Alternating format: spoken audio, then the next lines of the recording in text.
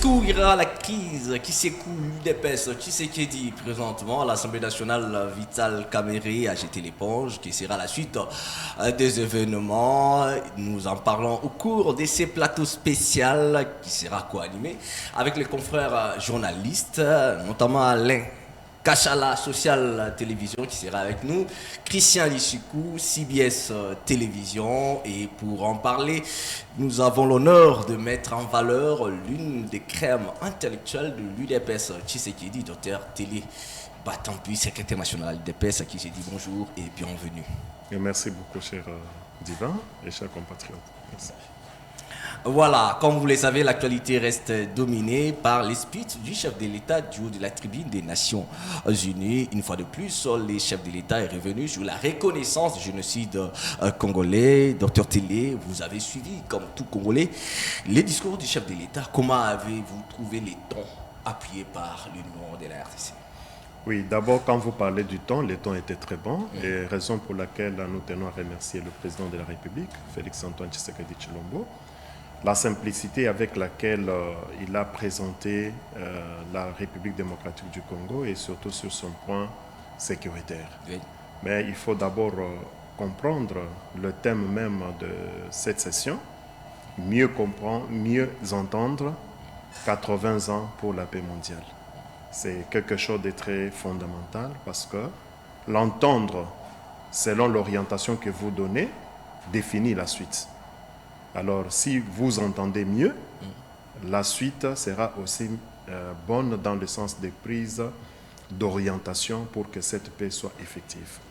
Raison pour laquelle, depuis son accession à la magistrature suprême de la République démocratique du Congo, il s'est investi pour faire mieux entendre, mieux faire comprendre à la face mondiale la situation sécuritaire de la République démocratique du Congo. Et aujourd'hui, comme vous et moi, vous comprendrez, vous constaterez que le monde entier a prêté vraiment l'oreille à la République et le monde s'implique pour nous accompagner dans les solutions afin d'obtenir la paix durable. Et les victimes également attendent du concret. On va prendre également Alain Kachala et Christian Lissikou rapidement une question avant d'entrer dans le vif. Docteur Batampi, je pense une question m'est à l'esprit, justement cette question de la reconnaissance du génocide congolais.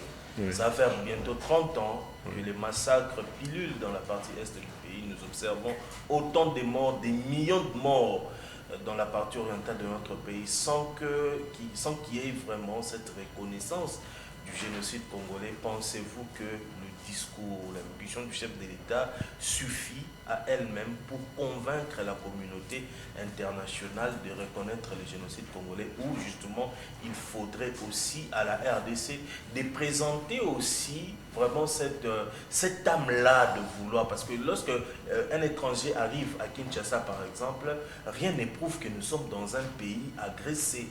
De l'aéroport d'Ndjili jusqu'au centre-ville, on sent une ville totalement aisée, les gens vaquent librement à leurs occupations, au contraire le soir c'est de l'ambiance, mais on ne sent pas vraiment une capitale d'un pays agressé. Pensez-vous que seul le discours au niveau de l'ONU suffit, ou il faudrait vraiment d'abord que cette reconnaissance soit d'abord nationale avant d'atteindre la sphère internationale? Merci beaucoup, chers compatriotes. Je pense que il y a de la pertinence dans votre intervention. Il est vrai que le chef de l'État, il présente la situation de la République au monde. Mais en son sein, il y a un travail qui s'est fait. D'ailleurs, quand vous parlez, vous donnez l'idée, c'est une contribution à la République et surtout au ministre des Droits humains, qui, du reste, est impliqué vraiment dans la présentation de faits à la communauté internationale pour faire voir en réalité que le Congo connaît un génocide. Et cela, ça doit s'implémenter aujourd'hui aussi dans le chef de chaque Congolais, à travers aussi peut-être le ministère des Cultures et Arts, dans le sens qu'on doit peut-être habiller la ville de certaines images de tout ce que nous connaissons comme génocide. Ça peut contribuer à ce que l'artiste peut entrer aussi en musique. Donc chacun d'entre nous, tous les domaines possibles, on peut faire sentir cela dans notre fief en fait, afin que même ceux-là de l'extérieur qui ont entendu, qui ont appris, comme vous venez de le dire, comme le chef de l'État vient de s'exprimer vis-à-vis du monde pour dire que non, le Congo est en train de connaître les génocides, mais nous devons aussi capitaliser cela en mettant en œuvre les indices de ces génocides-là. Je pense que votre question révèle une contribution que le gouvernement peut prendre à mesure. Allez-y rapidement avant de prendre. Aujourd'hui, la guerre dans la partie est du pays prend une tournure un tout petit peu tendancieuse et tribale. Aujourd'hui, lorsque on entend parler de l'interpellation d'un acteur politique ou d'un militaire qui est du bloc swahiliphone, on pense que ceux-là qui sont dans la rébellion sont dans une cause noble ouvrant un peu la partie ethnique, raison pour laquelle peut-être que cela ne constitue pas un frein justement à cette intériorisation ou à la nationalisation vraiment du génocide congolais. Non, c'est pour cela que nous appelons le peuple congolais à pousser dans sa maturité l'homme politique, pour lui éviter la démagogie et la manipulation. Oui, le Congolais, ceux qui sont à la rébellion pensent que leur cause c'est pour défendre un peu une communauté qui est trop acculée dans votre régime. Oui, c'est pour cela moi je ne voudrais pas parler, je ne voudrais pas m'adresser aux politiques, parce que le politique, il y a deux pôles. Il y a un pôle qui est sur la direction de l'idéal, tel que la politique est définie comme l'art de gérer la cité, pour le bien commun. Mais il y a ceux-là qui prennent aussi la politique comme tout ce qui peut avoir comme une panoplie de démagogie pour se tirer le gain privé ou bien les gains égoïstes. Vous voyez un peu les deux types. Alors c'est ainsi que moi je ne m'adresse pas aux politiques, mais je m'adresse à la population pour bien identifier le type de politique qui est devant soi, afin de dire si c'est une démagogie et qu'on sort et puis mettre de côté. Parce que la guerre qui sévit en République démocratique du Congo, parce que j'aime bien le parler ainsi, mais ça touche une partie de la République qui est l'Est. Nous tous, nous sommes concernés. Par exemple, moi, j'ai des difficultés aujourd'hui d'aller à l'Est de la République. Vous également, vous ne voyez pas que nous sommes amputés quelque part.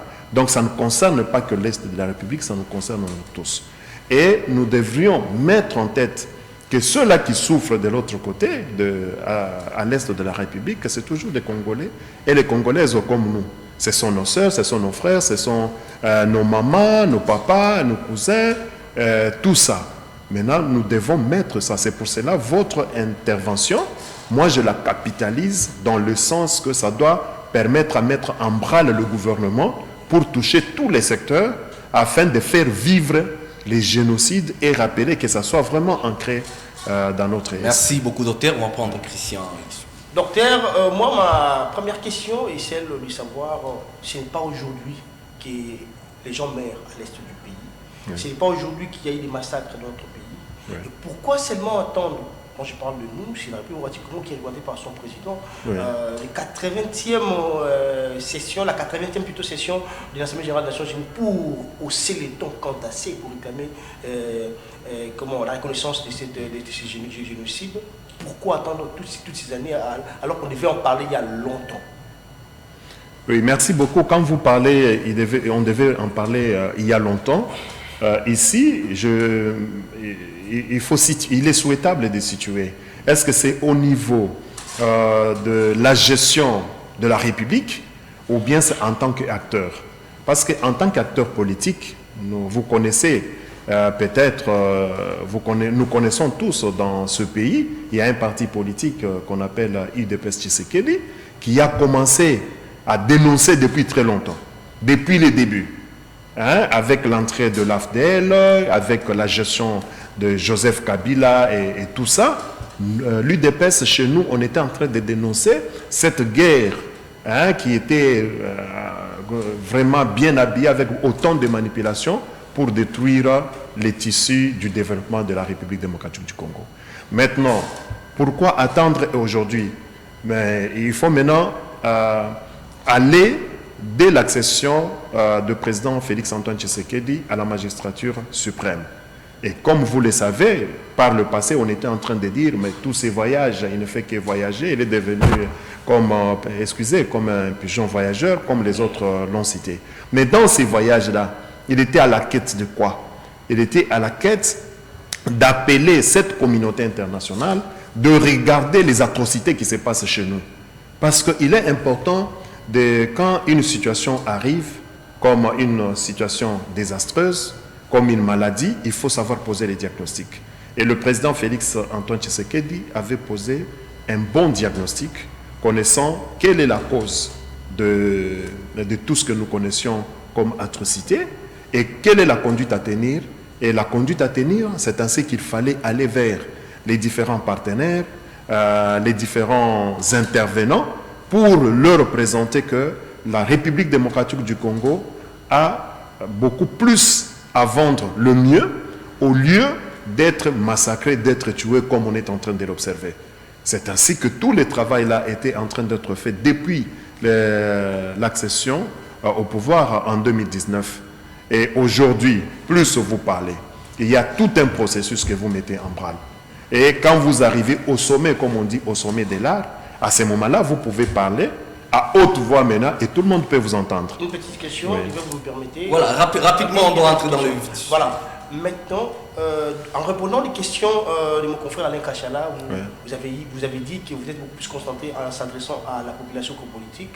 Tout en étant politique, j'aimerais accentuer une question dans l'axe politique pour dire, face à cette démarche, avec la dichotomie qui sévit dans la classe politique congolaise, pensez-vous qu'on va vendre en bien l'image du pays parce qu'on parle de génocide, mais les politiques congolais ont des divergences, il y a d'autres qui minimisent, si on les regarde, si les politiques ou la politique congolaise ou les politiques congolais en général donnaient une seule image de la tristesse face à ce que nous vivons actuellement, ne voyez-vous pas que cette attitude ou des dichotomies qui sévit au sein de la classe politique congolaise peut vendre à mal cette démarche que le président est en train d'entamer? Oui, je pense que dans votre intervention, il y a un aspect aussi important. Mais si je dis, je regarde, je m'adresse à la population, c'est parce que tout politique dit toujours la population. Mais si la population peut le corriger, il aura du mal à le faire.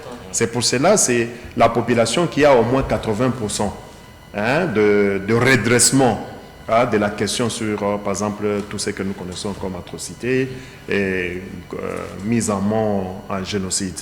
Mais le politique, il est important aussi de le souligner. Mais non, aujourd'hui, regardez le politique, le premier politique, ce qu'il a fait. Donc nous devons suivre ce que le président Félix-Antoine Tshisekedi a fait pour parler au monde et puis mettre comme de mécanismes en place pour faire consommer la notion des génocides.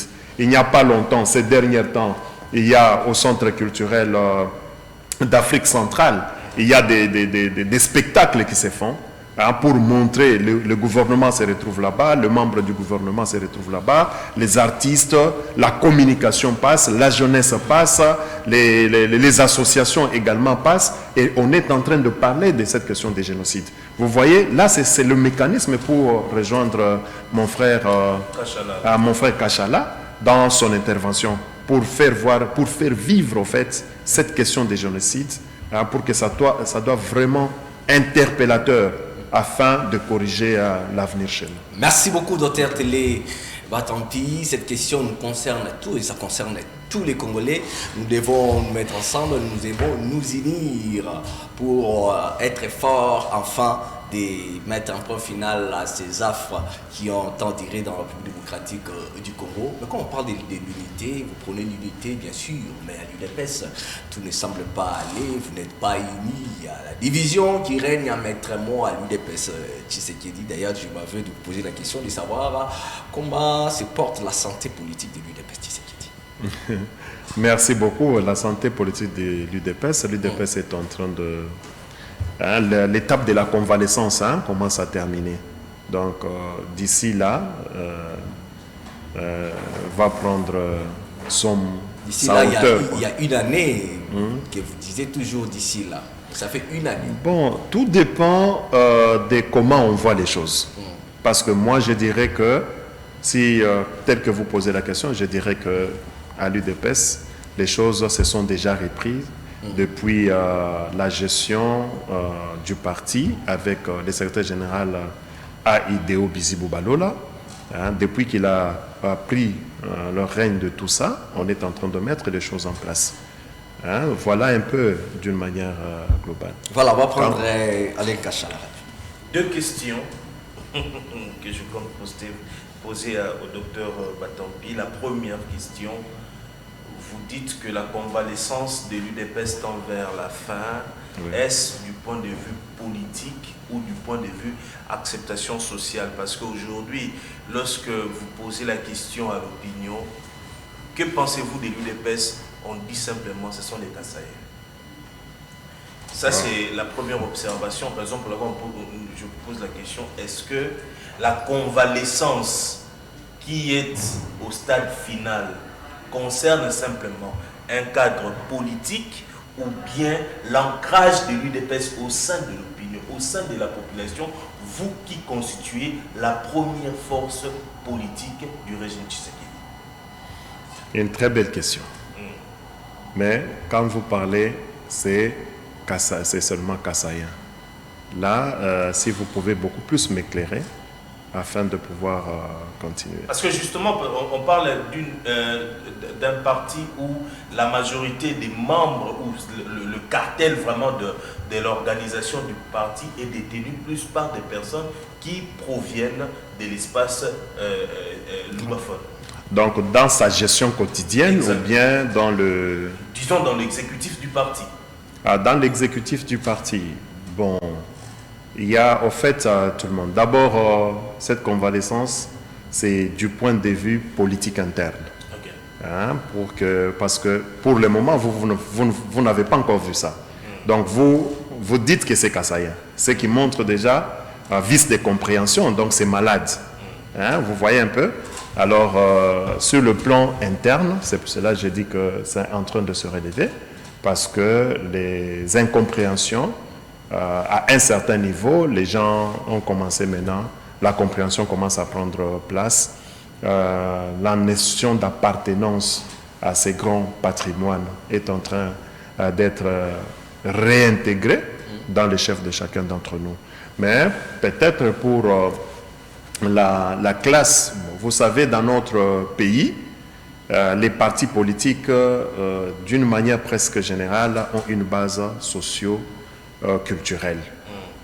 Et comme vous le savez, peut-être pendant une certaine période, l'UDPS, en termes de proportion, bon, c'est vrai, on peut comprendre que l'espace Grand Kasaï avait beaucoup plus de représentants, mais cela ne veut pas dire que c'est un parti kassaïen. Non, ce n'est pas un parti kassaïen, c'est un parti politique national. Parce que depuis sa genèse, ça avait pris toutes les provinces possibles. Toutes les 11 provinces étaient représentées parmi les 13 parlementaires. Et lors de l'adhésion et même des responsabilités, d'ailleurs, les premières responsabilités, ce n'est pas un kassaïen qui avait pris la tête. Bon, d'abord, il y avait un directoire. Dans les directoires là-bas, il y avait Kibasa, il y avait Bonkem, il y avait Birendwa, et puis il y avait Tshisekedi, qui d'ailleurs, au départ, Etienne Tshisekedi n'était qu'un secrétaire national en charge de la question de l'organisation du parti.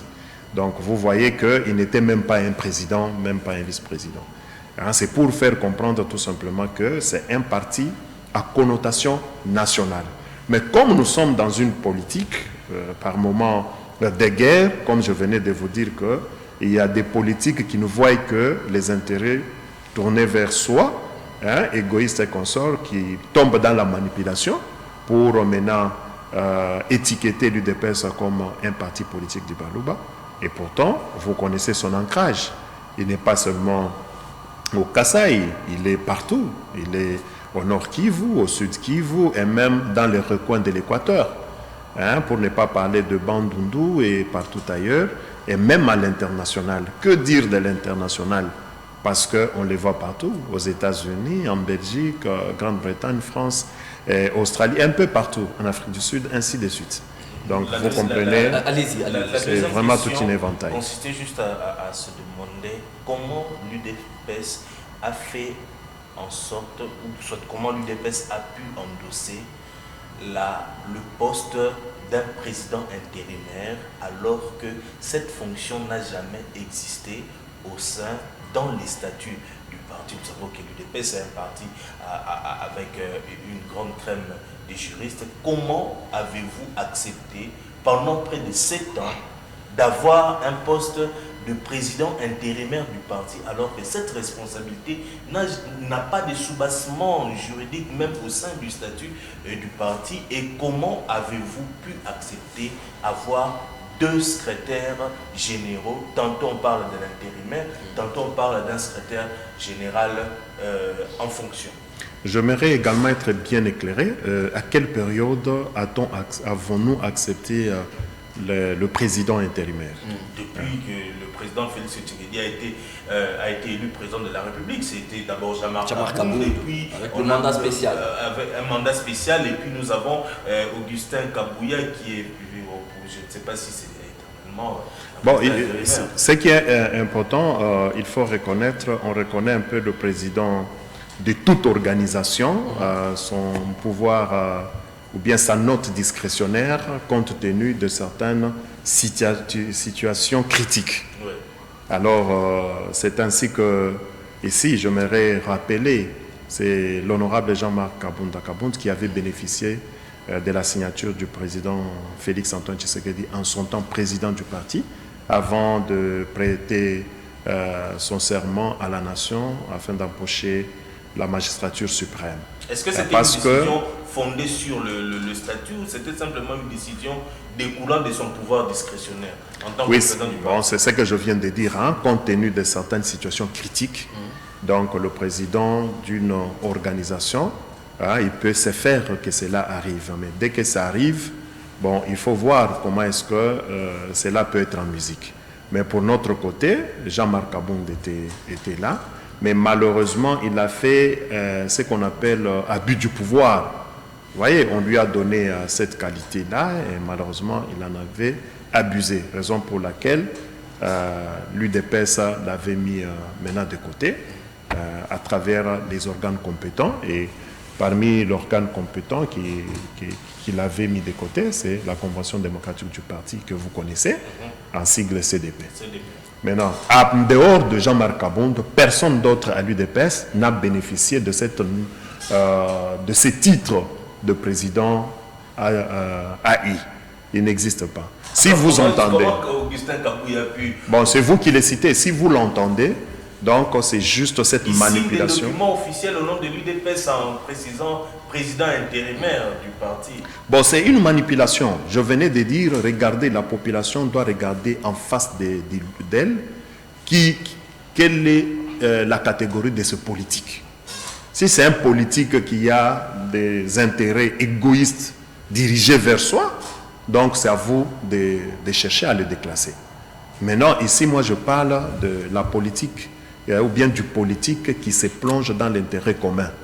Alors, il ne faut pas falsifier les choses, il ne faut pas manipuler la population ou bien une autre catégorie d'une communauté pour prétendre leur expliquer que non, je suis président AI. C'est sur base de quoi? C'est sur base de quel document? Parce qu'on vient de parler ici de Jean-Marc Kabound, de lui il avait la signature du chef, mais Augustin Kabouya avait quoi?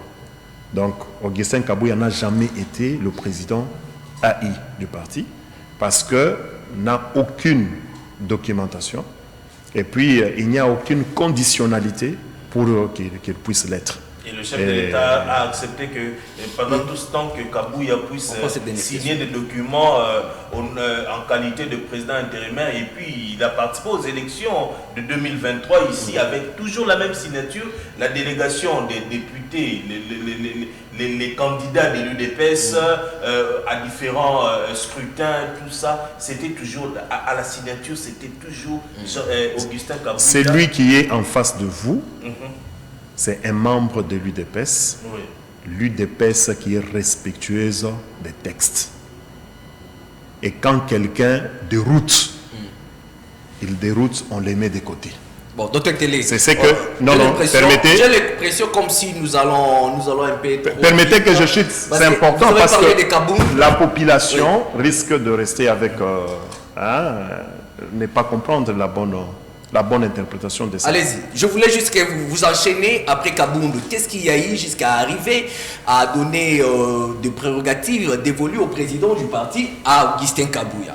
Après le départ de Kaboundou, parce que vous êtes limité au départ de Kaboundou. Il y a eu Kisantou, après Kisantou, il y a eu Ngandaya. Là, je veux que vous expliquiez quand même que les gens comprennent. Il y a eu la convention démocratique du parti à Kisantou. Oui. C'était... Après la déchéance de Kaboundou. Non, après la déchéance de Kaboundou, c'était chez nous à Limité, à la permanence. Voilà. Là où on avait élevé Augustin Kabouya, des secrétaires généraux adjoints au secrétaire général. Très bien. Parce que, ici je m'aurais donné la véritable précision. Quand le président Jean-Marc Kaboundou, l'honorable Jean-Marc Kaboundou, quand il a bénéficié du mandat spécial du président du parti, l'UDPS Tshisekedi, c'est un patrimoine de liberté d'expression et le respect de texte. Alors, il y avait certains d'entre nous qui, du reste, une bonne partie, n'avaient pas accepté Jean-Marc Kaboundou comme président AI. Ils avaient dit non, il reste secrétaire général. Et c'est là, c'était au sein de la convention démocratique du parti, en son temps dirigé par le doyen Victor Rwakwenda. Vous comprenez?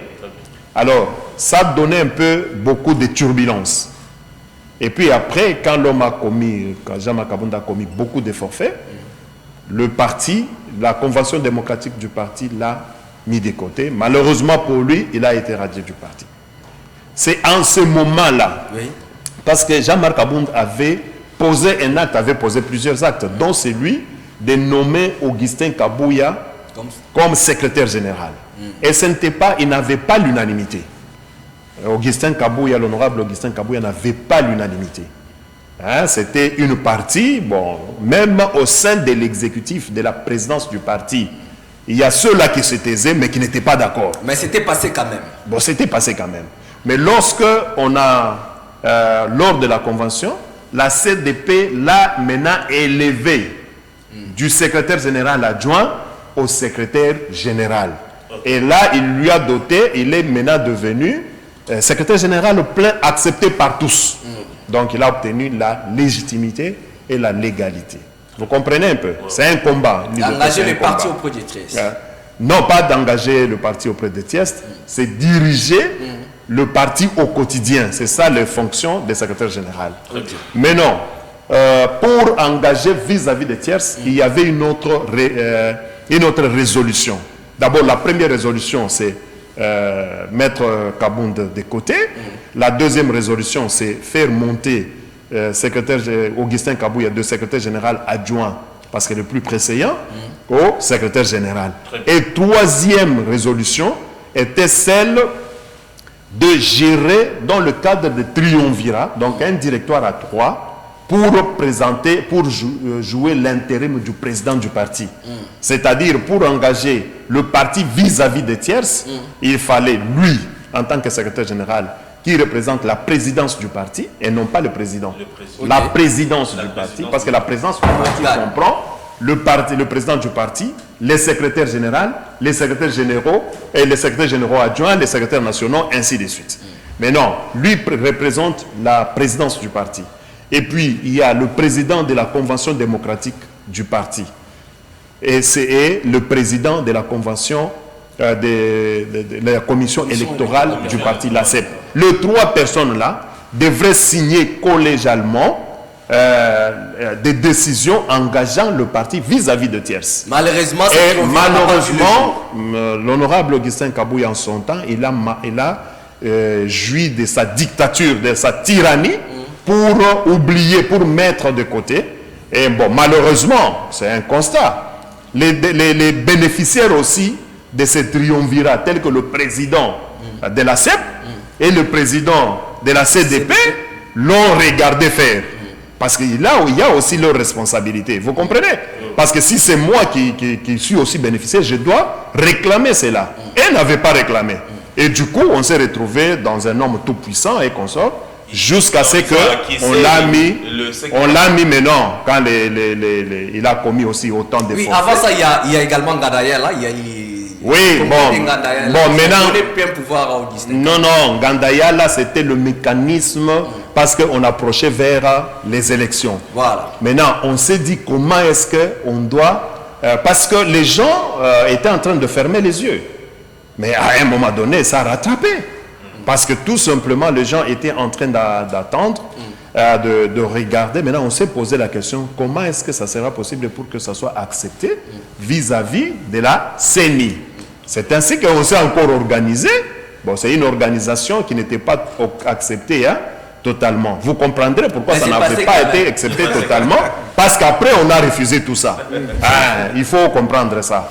Et puis, on a donné à Augustin Kabouya la possibilité de présenter, d'ester le parti vis-à-vis de tierces telles que la CENI et la justice au cas de contentieux par rapport au processus électoral. Point barre. Les prérogatives vous comprenez? Au président du parti. Donc, on a glissé un peu par rapport à ça. C'est pour cela que le glissement n'a jamais été bon. Vous voyez, donc, il faut éviter ce genre de choses donc, quand vous êtes elle-même qui donnait Augustin Kabouya. Non, pas UDPS au fait. Quand vous parlez de l'UDPS, vous prenez tout.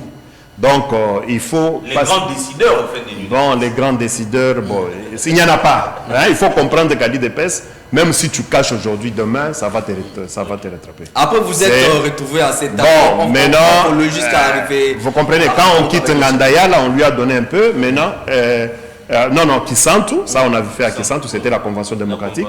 À Ngandaya, là, c'était le congrès. Et ce congrès-là, c'était juste pour... faire quoi? Pour présenter notre candidat Félix Antoine Tshisekedi. Nous l'avions réitéré, prolongeant son mandat comme président du parti, bien qu'empêché, et être candidat président de la République. Voilà. Mais non, quand l'homme s'est aussi identifié à l'UDPS, tous les privilèges de l'UDPS, c'est lui qui peut dire quoi que ce soit, et les détenteurs du parti l'ont dit, non, tu te mets de côté. Les détenteurs du parti, c'est la base du parti. Les cellulaires, les sectionnaires, les membres, les fédérations. Et l'exécutif national, la présidence du parti, a pris ces desiderata, a transformé ça en expression. Et la convention démocratique s'est saisie de la chose. Et puis, l'a démis. C'est à ce moment-là, la notion de Sainte-Anne, là où maintenant on a procédé de la même façon. On a écarté Augustin Kabouya, on a élevé le secrétaire général adjoint le plus précédent pour devenir secrétaire général. Mais cette fois-ci, on ne lui dit pas que tu es secrétaire général, mais tu es secrétaire général AI pour assurer l'intérim. Okay. C'est Déo Visible. Voilà un peu pour être encore éclairé davantage sur la question du passé. Voilà, on va prendre Christian qui vous a suivi avec une attention vraiment soutenue. On va prendre sa question avant de... parce que nous allons déjà au terme de cette émission. Voilà, je vais essayer de poser 3 questions parce qu'il y a un moment, je vais oublier que j'étais sur ce plateau aussi. Voilà. Docteur, ma première question est une question de sincérité. De sincérité et de vérité. Okay. Et en répondant à cette question, j'aimerais en sorte que vous puissiez regarder votre caméra pour me répondre à cette question. Ma question est celle de savoir, selon vous, parce que la population vous regarde, le peuple vous suit concernant tout le monde. D'accord. Selon vous, est-ce qu'il y a l'UDPS, en entendant tout ce que vous venez de relater en termes d'histoire, machin, patati patata, est-ce que l'UDPS a accompagné le mandat de Félix Tshisekedi dans tout ce qu'on a vu des secrétaires généraux, ou c'était une façon pour vous, l'UDPS, de nous faire voir une chanson qu'on chantait avant, après l'action de Félix Tshisekedi du pouvoir, beaucoup mieux ça. Donc, mais on a des secrétaires généraux et consorts, tout ce qu'on a vu. Ça, c'est la première question. Est-ce que vous pouvez dire que l'UDPS a accompagné Tshisekedi? Très simple.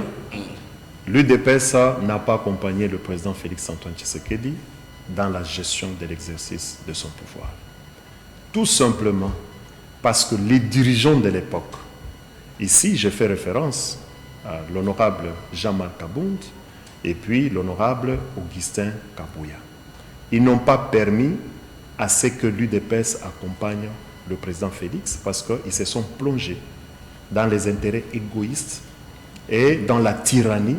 Ils ont confondu que l'UDPS en tant que parti politique, c'est un bien commun et la population l'attendait. Comment est-ce qu'on accompagne le président de la République? On accompagne le président de la République dans ses actions, en mettant autour de lui ceux-là qui ont l'âme du combat pour orienter vers l'action du président. J'ai du mal à parler de cette question comme cela, parce qu'aujourd'hui, l'UDPS s'est retrouvé comme un club, quelque chose qui est une organisation là où il y a les rois télé. Chacun décide, bénéficie de la position qu'il occupe, réunit autour de lui un certain groupe de membres, et pendant ces temps-là, l'arbre, la colonne vertébrale, n'est pas suivi, n'est pas orienté. Chacun vit dans toute indépendance, et cela a démietté l'action du commandement du chef suprême. Merci voilà un peu, cher. On reste avec vous, Christian. Voilà un peu, aujourd'hui, en quelques mots, pour vous éclairer. Ici, c'est sans embâche. Parce que c'est avec le secrétaire général Deo Bizibou que l'UDPS s'est mis sur le diapason pour l'organiser afin maintenant d'accompagner. Merci pour l'honnêteté. Tout ça, ça fait toujours attendre. Christian, on reste avec vous. On doit évoluer rapidement. Les gens veulent savoir. Deo Bizibou, Augustin Kabouya, le chef de l'État, les a reçus. Après cette rencontre, on a comme l'impression que les deux camps se sont encore une fois de plus divisés, malgré ces rapprochements du chef de l'État. Tantôt, on parle de la rébellion de Deo Bizibou face aux orientations du chef de l'État. Tantôt, du camp d'Augustin Kabouya, on ne sait pas voir clair qu'est-ce qui a été dit lors de cette rencontre et en perspective, qu'est-ce qu'on peut entendre. On reste avec Christian qui peut vous relancer à tout moment avec la question. Mais peut parler d'abord et Christian va intervenir. Qui nous aide à répondre d'une manière un peu courte. C'est la même question. Non. Répondez d'abord à cette question et puis je vais accentuer la mienne. Non, en fait, l'UDPS Tshisekedi qui est dirigé par Deo Bizibou n'est pas dans le populisme, n'est pas dans les faire voir qui a tort, qui a raison. Les textes le disent. Nous, chez nous, on n'a pas besoin de dire le chef de l'État, le chef de l'État. Pourquoi désacraliser le nom, l'institution président de la République? Donc nous devons nous gérer en responsable. Il est la haute autorité de référence du parti. Dès qu'il donne des orientations du chef ou bien la déclaration du chef, c'est une décision. Mais comment la mettre en musique? Ça, c'est... Mais le but devait savoir la vérité, parce que quand vous cachez la vérité, c'est les mensonges. C'est quelle vérité? C'est peut-être la volonté du chef de l'État de... C'est quelle vérité dont on ne veut pas parler? Je viens de dire parce que le chef vous a demandé de rentrer à la permanence. À chaque fois qu'on vous met ensemble pour vous réunir, il y a toujours des divergences. Non, c'est pour cela que après la rencontre, voilà, le chef de l'État, il y a deux communiqués. Ça a toujours été comme ça. Non, j'ai dit ceci. Oui. L'UDPS Tshisekedi, dirigé par le secrétaire général Deo Bizibou, n'est pas dans le populisme. Le chef donne les orientations, mais le mécanisme d'exécution, c'est le technicien qui doit les préparer. Et le technicien, c'est vous qui venez de le dire. Vous allez attendre, il y a un communiqué qui va sortir des techniciens de Félix Antoine Tshisekedi Tshilombo, qui est en train d'être mis en œuvre par le secrétaire général Deo Bizibou Balola. Donc, c'est pour d'ici peu, peut-être dans quelques heures, ça va sortir pour encore vous apaiser et éclairer l'opinion. Mais n'allez pas dans ce qui s'est dit. Nous, on n'est pas dans ce genre de populisme. Regardons tout ce qui se passe dans les pays jusqu'en ce moment où nous parlons. Nous avons... Christian, allez rapidement, nous avons du côté Tosso Orbika. Tosso Orbika, du côté de Deo Bizibou. Selon vous, docteur Téli, vous pouvez nous dire que vous êtes fier de faire partie de l'UDPS et Tshisekedi, il est aussi fier de l'UDPS qu'il a tant combattu Je me le mets par là. Et puis un dernier message à tous les combattants de l'UDPS. Bon, en tout cas, être fier d'appartenir à l'UDPS Tshisekedi, là, j'en suis très fier. Là, j'en suis très fier. Pourquoi j'en suis très fier? Parce que si quelque chose ne va pas, je suis libre de le dire. Et de dire que est-ce que nous pouvons aller dans le bon et ne tapons pas de côté. C'est ce que l'UDPS est en train de faire. Voilà. Mais là où Étienne Tshisekedi, paix à son âme, est-ce qu'il a cette paix ou pas? Mais nous pensons qu'à un certain degré, il comprend parce qu'il sait dans quoi nous sommes. Lorsque nous revendiquons, l'intérêt commun soit en priorité. En tout cas, il doit se sentir satisfait. Mais si nous étions restés bouche cousue, là où l'intérêt de la communauté est en train d'être piétiné, il n'allait pas être tranquille. Parce qu'à l'UDPS, être cadre, ce n'est pas un privilège. Vous comprenez? C'est un sacré. Donc, tu es au service de la base. Et c'est ce que nous demandons à chaque dirigeant, et surtout quand tu es dirigeant de l'UDPS. Votre message rapidement à tous les combattants de l'UDPS, bien que devenu tendancieux, mais votre message à tous les combattants de l'UDPS. Ok, merci chers combattants et chers combattantes de l'UDPS Tshisekedi. Nous sommes très heureux, bénéficiant de ce plateau pour nous adresser à vous. C'est tout simplement pour vous dire que l'UDPS est en vie et l'UDPS en vie, et d'ici peu, l'UDPS va prendre la commande pour orienter et accompagner, et beaucoup plus accompagner le président de la République, Félix-Antoine Tshisekedi Tshilombo. Tout ce qu'il y a eu comme des spéculations, des populismes, ne sera que de l'histoire. Raison pour laquelle nous vous encourageons davantage de pouvoir soutenir le président de la République, Félix-Antoine Tshisekedi. Merci beaucoup, Dr Télébatampu. Je rappelle, vous êtes cadre à l'UDPS, secrétaire national adjoint. Merci également aux confrères qui nous accompagnaient. Alain Kachala pour le compte de Social Télévision. Christian Lussikou, CBS Télévision. Moi, je vous dis également merci. Vous étiez nombreux à nous suivre. C'était important cet exercice pour éclairer l'opinion sur l'actualité de la République démocratique du Congo et du parti UDPS également. Dr Télébatampu, on s'est dit déjà au revoir. Vous voulez glisser un truc que vous avez oublié? Non, peut-être c'est à votre niveau. Hein. Bon, voilà, merci beaucoup. Nous aurons également le temps de faire un autre plateau spécial également pour en parler. On va s'élever, on va se dire au revoir. On se prend rendez-vous très prochainement avec le même plaisir. Au revoir.